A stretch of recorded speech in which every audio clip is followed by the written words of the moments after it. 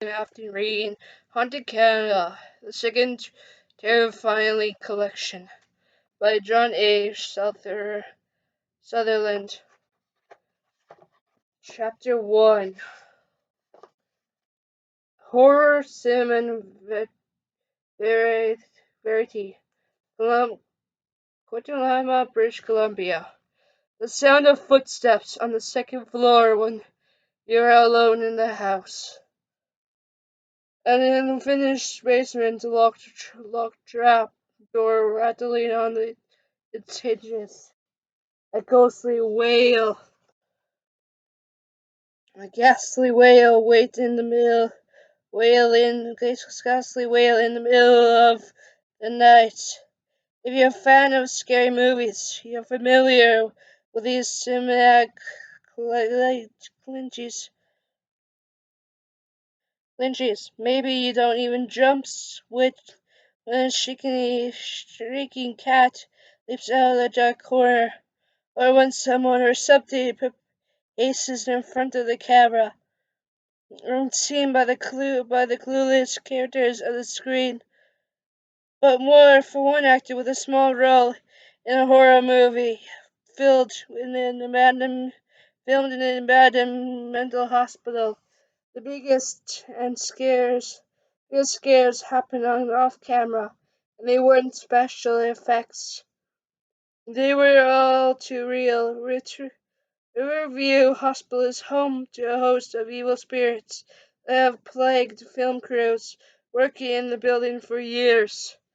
One of those spirits is particularly very vicious. It has razor-sharp teeth, a wicked bite, and can run incredibly fast on all fours. Big dogs can be terrifying, but coming face to face with a dead dog, the horror movie actor will tell you that's much, much worse. To understand where the negative energy within the abandoned mental hospital comes from, we need to go back to its beginning. In 1904, the province of British Columbia had a problem. The provincial asylum for the insane in New Westminster was seriously overcrowded. With more than 300 patients, children were forced to live side by side with potentially dangerous psychiatric patients. Reports started to surface of inadequate care, terrible hygiene, and horrendous living conditions. A new, bigger building was needed, and it was needed right away. The province purchased 1,000 acres of land in 1904 and in 1913 the hospital for the mid-layer called Riverview Hospital opened its doors to in Columbical. It was considered to be on the cutting edge of psychiatric hospitals, but it wasn't long before the cracks started to appear, figuratively and literally. Electroshock therapy was used in an attempt to cure patients of their insanity, as well as the highly controversial psychosurgery, or lobotomy, wherein a thin, small piece of the brain is surgically removed. By 1951, there was nearly 5,000 patients in Riverview Hospital, and seriously overcrowding was once more again a major concern. The problem slowly corrected itself as the medical field shifted from favoring large mental hospitals to small area buildings with fewer patients, and the population of Riverview gradually dwindled. In July 2012, it closed its doors for good. Over the years, the foreboding grandeur and general creepiness of the old buildings have made Riverview a beacon for film production companies. Many horror movies and television shows have been filmed in Riverview's dusty halls, making it the most filmed location in Canada. But with such a powerful and long history of grief and pain etched into the hospital's walls, the scariest events have sometimes happened after the cameras stopped rolling. Film crews working through the night have reported seeing former patients and staff suddenly appear and disappear. People have been shoved by unseen forces. The tunnels in the basement are said to be so full of negative energy that it's nearly impossible to enter them. In 2004, an actor named Kaz, quite, quite possibly bored and most certainly brave, spent his nights exploring Riverview when he wasn't needed on set.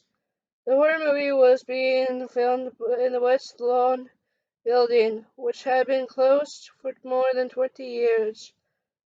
In the famous basement tunnels, he felt like he was being watched and sensed a bad presence. However, it was the fourth floor that turned Kaz into a firm believer in ghosts. It was after midnight. Kaz stood alone at the end of the hallway that ran the length of the building. It was pitch black, other than the dim red light from an exit sign. He waited rooted on the ground because he sensed something. Suddenly a dog charged at him from the far end of the hall. It was impossibly fast, and as it neared him, Kaz noticed the beast was transparent. It lunged at him, but just before its teeth tore into its legs, the dog disappeared. Kaz didn't believe his own eyes, so he returned 2 more nights to see what would happen. Each night, the phantom dog charged him, and each night it disappeared moments before knocking him down.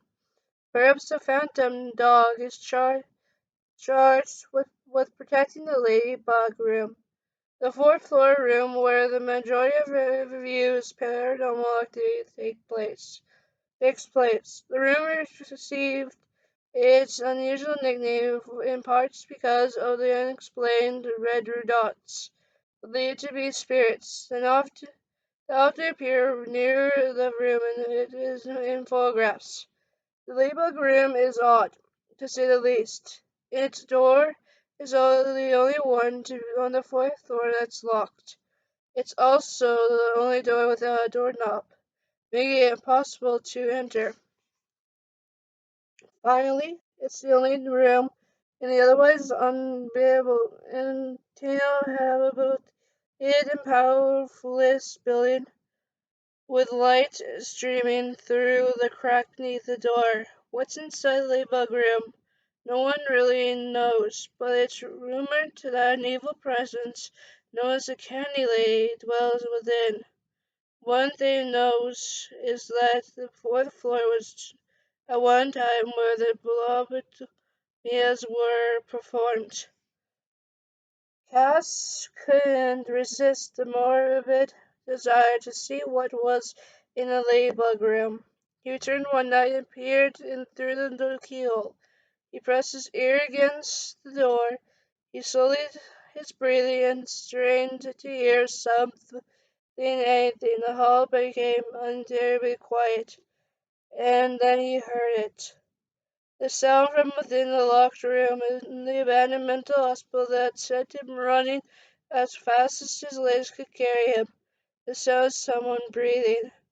Horror movies don't hold a candle to the real life horrors found at the end of darkened hallways, in the musty tunnels, and behind locked doors.